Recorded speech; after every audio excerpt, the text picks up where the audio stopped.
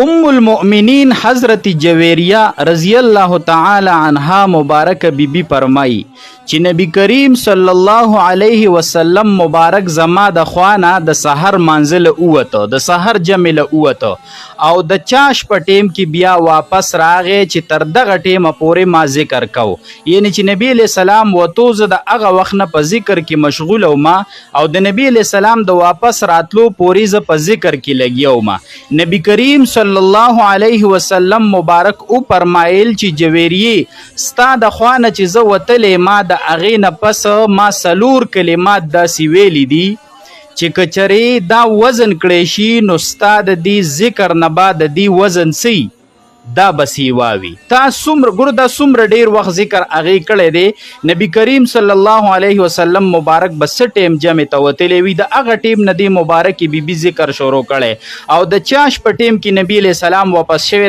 دی به څومره ذکر د الله جل شانه کړی خو نبی علیہ السلام ورته یو څلور کلمات داسې بیانوي چې دا ما ستا د تلو نه پس ویلی دي که چېرې دا وزن کړی شي نو ستا د دې ذکر نه به د دې وزن څه وي جي داسې واوي نو راځئ چې موږ دا کلمات معلوم کو او په ډیر لږ وخت کې د دومره ډیر سات هغه اجر منګه سکو هغه وګټو او دا منګه بار بار ویو هغه کلمات دا دي سبحان الله وبحمده عدد خلقه ورضا نفسه وزنة عرشه ومداد كلماته سبحان الله وبحمده عدد خلقه ورضا نفسه وزنة عرشه ومداد كلماته سحر موایا او ماخام موایا په تسبو باندې موایا او هر ټیم موایا یقینا چې ډیر د کمال او ډیر د لوی درجې نه ډک کلمات دي بل حدیث مبارک کې دا راځي ان احب الكلام الى الله تعالی سبحان الله وبحمده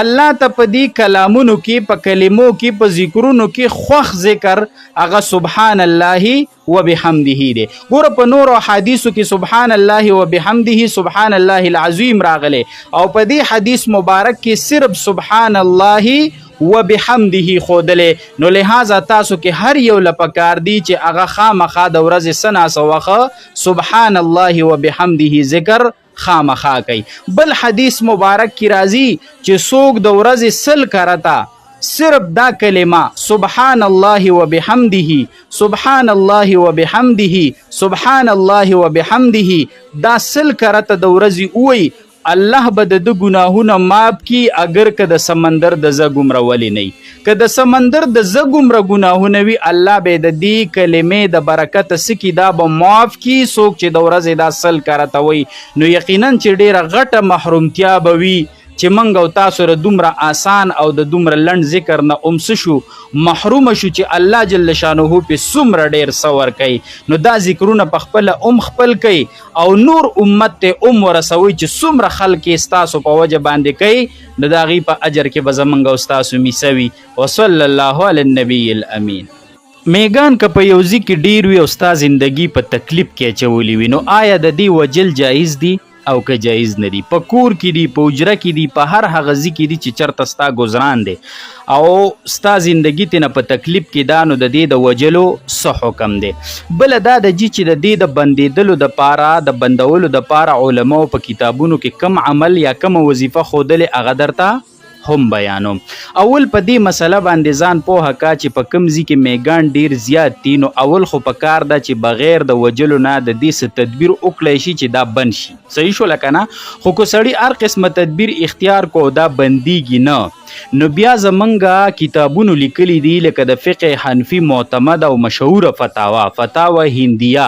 علمگیری هغه لیکي اذا ابتدأت بالاذى نو لا بأس بقتلها کله چې دا تا ته تکلیف درکې او ستا زندگی په تکلیف کې اچي نو بیا د دې وجل څه دی جی دا جایز دی په دې کې بیا سباک نشته دی خو اوس وجل څنګه دی نو ګوره بعضې خلک که په اوري سیزي نو دا ګناه دا جایز نه دی حدیث مبارک کې راځي چې دا حق صرف الله ته حاصل دی چې په اور باندې چاله څه ورکي سزا ورکي نو ځان له میګان نه هر زنده سر سیز که هغه تکلیف دغه دی نقصان دی هم دی که هغه تاله تکلیف هم درکوي خو چې زنده سر دی سالرون کې دی نو هغه په اور باندې د سیزلو یا په اور باندې د وجلو اجازت هغه نشته دی. پوډر ورله یو ساعت، دوایي ورله یو ساعت دکانونو کې میلاویږي، هغه واچوه په هغې سره بالکل دا مري او ختمیږي، خو د سیزلو اجازت چې کم دی هغې نشته دی. اوس د دې دپاره کوم عمل علماو ښودلی دی، نو اشرف علي تانوي رحمت الله علیه اعمال قرآنی کې یو وظیفه ښیي د دې دپاره. د سورة النمل 18 نمبر آیت، حتی اذا اتوا علی واد النمل، دا آیت تر اخره پورې وهم لا یشعرون، دا به ولیکي په کاغذ باندې او کوم ځای کې چې د میږانو سوړي دي نو هلته به یې کېدي، نو انشاءالله دې سره به میږان څه شي بند به شي. که ته وایې چې هغه ځای محفوظ نه دی، قرآن آیت دی بېدبي ونه شي، نو بیا داسې غټه تخته باندې ولیکه، هلته یې کېده، هلته ودروه، یا مطلب دیوال غاړه د غټ پوسټر باندې ولیکه، هلته ولګوه، صحیح ده. نو انشاءالله العزیز دا یو عمل، دا یو وظیفه، یوه طریقه اشرف علي تانوي رحمت الله علیه په خپل کتاب کې ښودلې ده. نو که دا اختیار شي نو اول به د دې سره بند شي، خو که چرې د دې سره بند نشو نو بیا همدغه خبره ده چې د دې دپاره پوډر یا دوایي یا داسې څیز استعمالول چې دا څه شي جي دا بالکل ختم شي، نو دا بیا بالکل څه دی جي دا بې جایز دی، د دې په وجلو کې بیا څه ګناه نشته.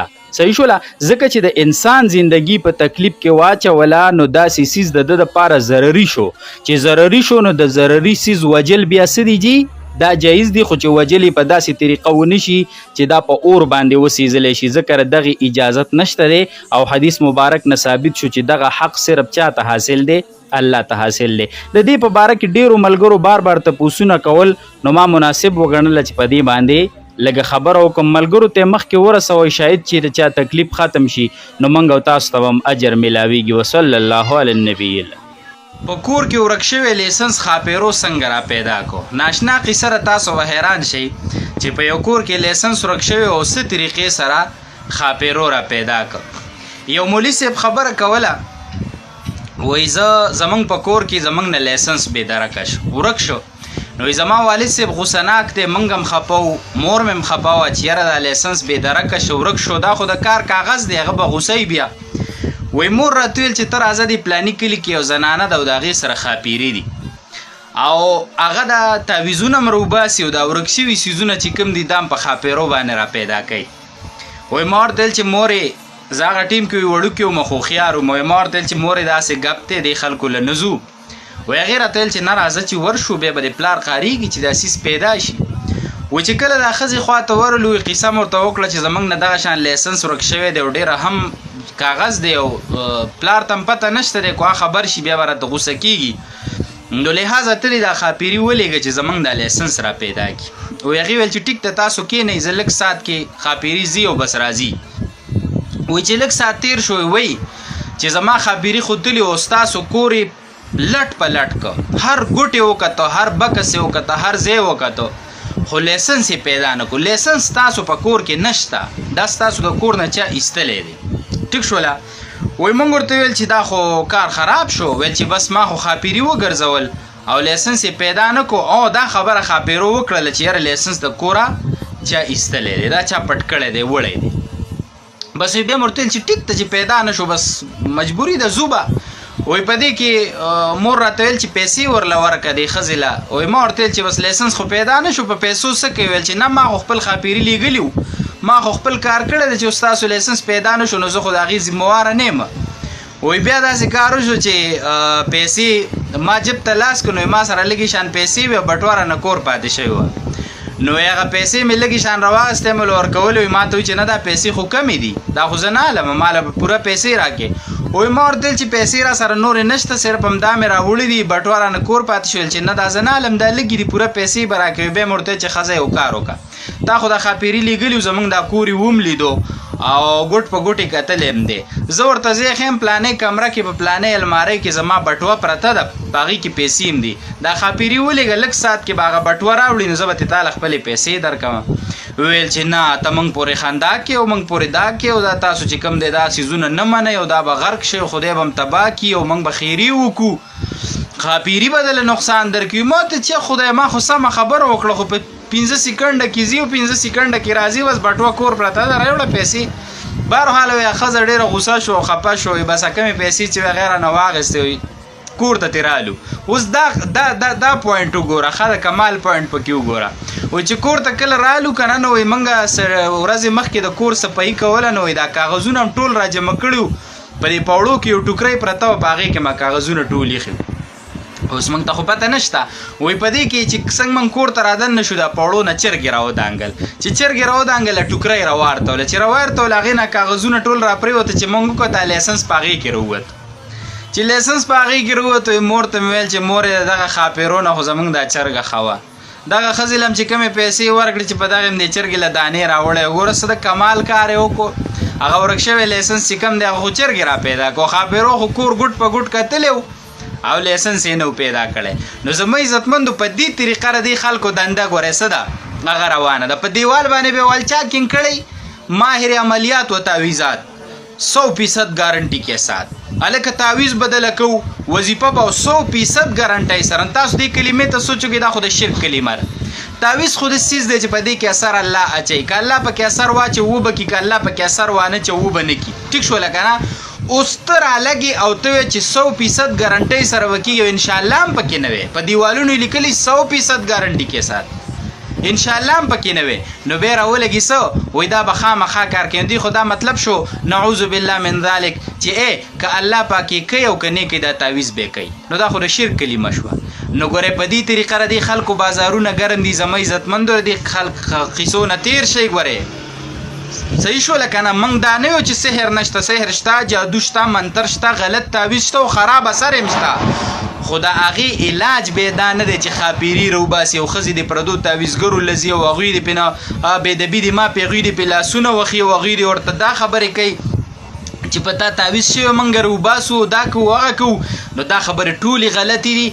ما درته ویل چې دا خو ډېره غټه دعوه ده چې د ټولې دنیا خاپیري ستا تابع دي او د هر سړي سره د یو خاپیری ورسره کړی به چې څوک هم تعویز کوي. نو یا دا معنی چې د هر سړي سره نه دي، نو ولې خاپیرو سره د غیب و علم دی. نو د غیب و علم خو د الله نه علاوه د بل چا سره نشته دی. ټیک شوله که نه؟ نو لحاظه دا دندې ګورئ په دې طریقه د خلکو روانې دي. د خپلو زنانو باندې نظر وکئ او ښځې د دې کارونه نه څه کوي، رامنې کوي د دې تعویزونو د دې قیسو نه. ښځې ګورئ په دې کې ډېر زیاتې مبتلا دي او په هر زیارت کې یوه خبره یو منجور مشهوره کړې ده. دلته زموږ په چارسده کې په پړانګو کې یو زیارت دی، بابا صاحب زیارت باندې مشهور دی. موږ د بزرګانو تقوا نه انکار نه کوو. دا به بزرګان خلکو، دا به نیکان خلکو دي تقوا او پرهیزګاري کړې دي. تقوا ته زموږ سلام دی. خو ګورئ دا ځان سره یاد ساتئ چې اوس د دې خلکو د دې بزرګانو د زیارتونو نه د بدعاتو ډیپوان جوړ شوي دي او نعوذ بالله من ذلک بېدبي د ډېره ماپي زنانه جوق در جوق راځي، د زنا اډې ترې نه جوړې شوي دي. او دغه منجورانو یو غټه دنده او کاروبار روان دی. د کاکا صاحب د قبر د پاسه دومره ډېرې د پیسو ودرېږي، دومره دا خزیزي د قبر نه راتاویږي او پیسې پیچي. دا پیسې ته چاته؟ دا په کلي علاقه کې یو غریب له ولې نه ورکې؟ خاون غریب دی په ټاټکي کې وګټله، په بهر ملک خاورې شګې بادېږي، تباهي د مسافرو شوه. قسم دی موږ سره رابطې کوي او ښځې له رالیږي او ښځه ظالمه ځي زیارت ته ځي او منجورانو لی ورکوي، په قبرونو باندې اچي او تعویزګرو لی ورکوي. الله به دنه تپوس کوي د قیامت په ورځ باندې. د دې ښځو نه به الله تپوس کوي او دې خاوندانو نه به هم کوي چې آیا تاسو په دوی باندې نظر کړی دی که نه دی. دومره ډېرې په قبر ودرېږي. د کاکا صاحب د نوسي نه ما په خپله تپوس کو، ما ورته ویل چې یاره دا څنګه تاسو چې دا کم خیر غواړئ یا پیسې غواړئ، نو دغه تاسو له په دې کې ولې دله نه درکوي؟ دغه قبر باندې چې کمې پیسې تاسو کاکا صاحب نوسي یې په دغه کې دې درکېدله، وایي چې یاره دا خو یې په ټیکه باندې ورکړي دي خانانو، په دې کې خو موږ له څه نه راکوي. تاسو دې ته سوچ وکړئ. د منجورانو ټایم ټیبل دی خپلې خپلې ورځې دي او په لکونه روپۍ، ما ورته ویل په سیزن کې څونه روپۍ کېږي؟ لکونه روپۍ کېږي، لکونه روپۍ اخترونو کې په داسې موقع باندې. او یو خبره مشهوره په دلته په چارسده کې په پړانګو کې یو زیارت دی، هلته یو څو ګټې دي، په هغې کې سوري دي، د هغې نه تیل را رواني. او دا منجورانو دې دپاره مشهوره کړې ده چې یاره دا څو نیکان خلک و غله ورپسې او دوی دلته پناه واخېسته او الله ترې ګټې جوړ کړې، هغوی پرې ډزې وکړې. اوس د هغې نه چې کم دی نو تیل را روان دي، څوک یې غوږ کې پورې کړي، څوک یې سپوڼې باندې پورې کړي او د شپې پکې دا منجوران راپسې تیل پکې اچوي، د ورځې را رواني. بس دا خلک ورځي په ځان یې مږي، په غوږونو باندې مږي.